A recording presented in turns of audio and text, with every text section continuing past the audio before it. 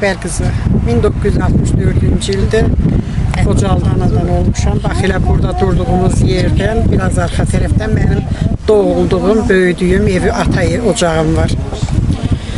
Xocalı faciəsi zamanı mənim 27 yaşım var idi, ailəli idim, 2 övladım var idi.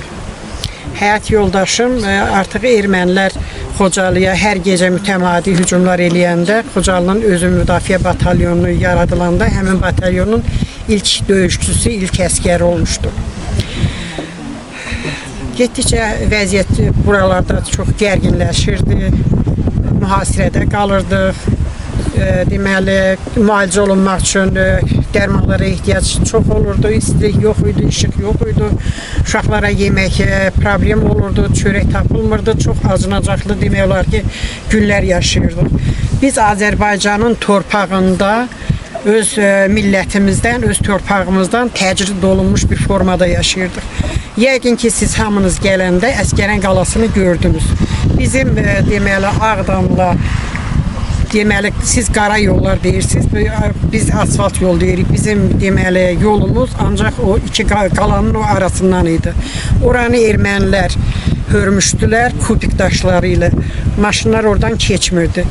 Deməli, hadisələr baş verməmişdən ilk dəfə sentyabr ayının 13-ü Alazan tipli raketlərlə bax o gördüyünüz dağdan raketləri atdılar. Mənim bacımın 3 ay değildi, toy olmuşdu. Onun həyat yoldaşını Alazan tipli raketlərlə öldürdülər. Muradov Zahid Lətifoğlu o Xocalının ilk şəhidi idi.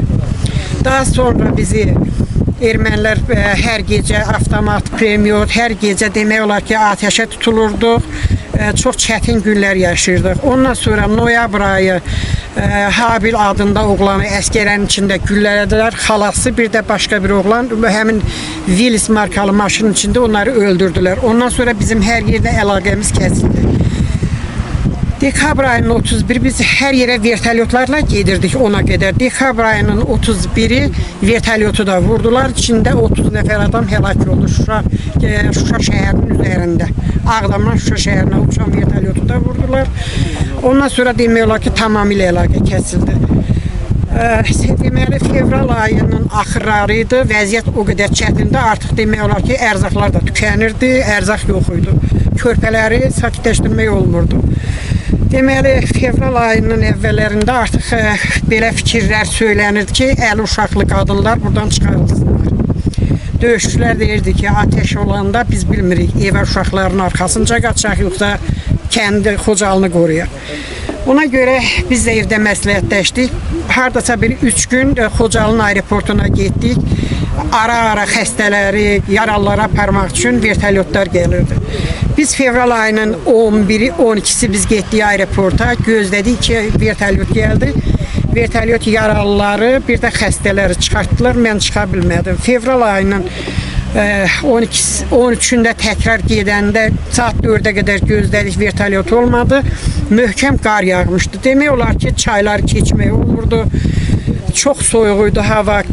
Dizdən qar, 2 dənə körpə uşaq, indi özümüzə də lazım olan geyim əşyası götürmüşdük.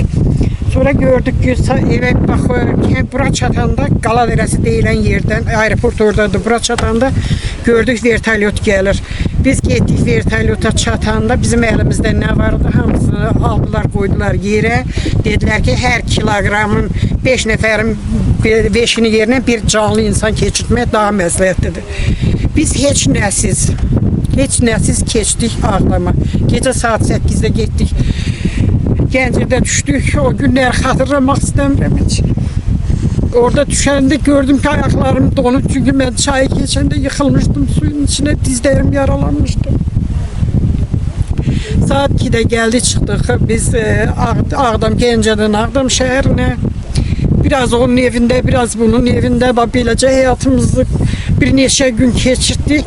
Fevral ayının 25-i mən zəng elədim Xocalıya Ağdamdan. Çünki artıq orada belə bir məsələlər qaldırırdılar ki, hücum olunacaq, əskəran aradan götürüləcək. O vaxtki hakimiyyətin deməli nümayəndələri idi.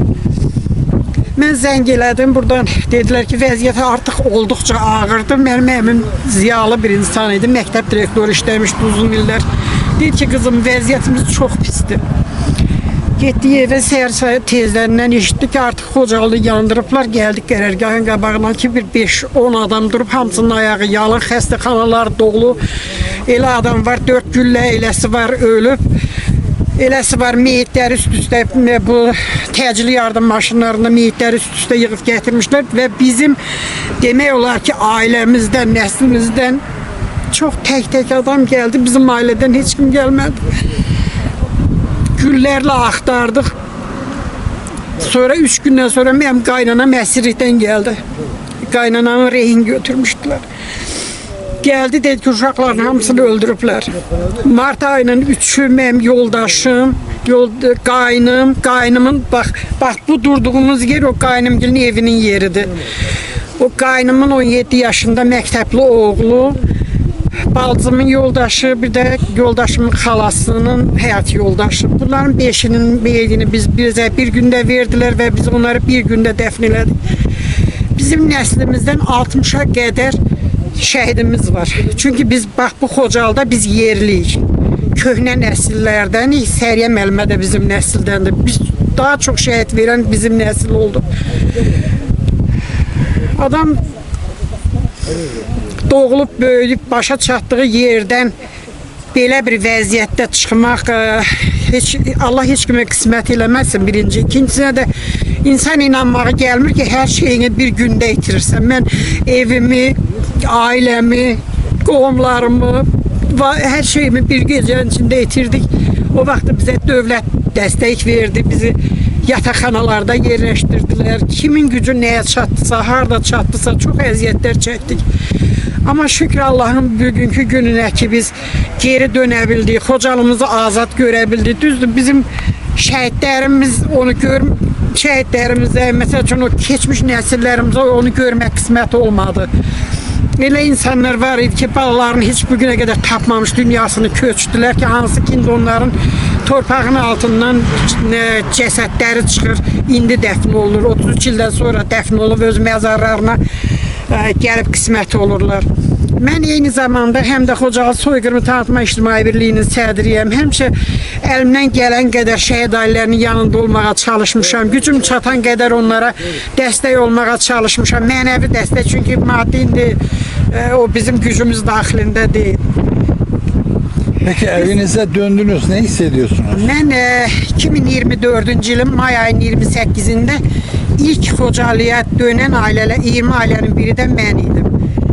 İnanırsınız ki, mən öz evimə gələndə evdən birinci dəfə fevral ayının 13'ü məni Space kanalı gətirdilər, mən evimə girə bilmədim. Mənim cəsarətim çatmadı ona.